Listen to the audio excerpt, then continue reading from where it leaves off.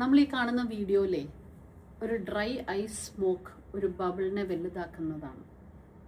പക്ഷെ നമ്മൾ കാണാത്തൊരു സാധനമുണ്ട്, അതിൻ്റെ ഉള്ളിൽ ബിൽഡപ്പ് ആവുന്ന ഒരു പ്രഷർ.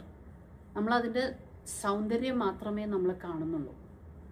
ഇതുപോലെ തന്നെയാണ് ഒരു കെയർ ഗിവറിൻ്റെ സിറ്റുവേഷൻ. നമ്മളെപ്പോഴും പറയും, ഒരു വീട്ടിൽ നമുക്ക് സുഖമായിട്ട് ഇരിക്കാമല്ലോ, പുറത്തു പോകണ്ട, വേറെ സ്ട്രെസ് ഇല്ല, ടെൻഷൻ ഇല്ല, ടാർഗറ്റ്സ് ഇല്ല എന്നൊക്കെ നമ്മൾ പറയും.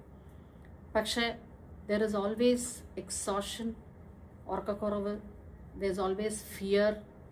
എപ്പോൾ വേണമെങ്കിലും എന്ത് വേണമെങ്കിലും സംഭവിക്കാം.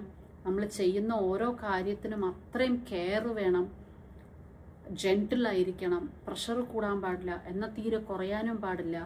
There is always A stress that nobody talks about. And ഈ ബബിള് ഇങ്ങനെ പൊന്തി പൊന്തി പൊന്തി പൊന്തി ലാസ്റ്റ് നമ്മൾ വീഡിയോയിൽ കാണുന്നത് എന്താ, അത് ബേസ്റ്റ് ചെയ്യുന്നതാണ്. When a caregiver burns, it shocks everyone. So caregivers don't just need praise, they need support.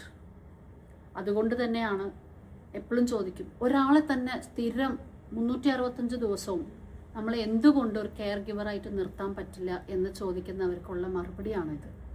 They need their rest.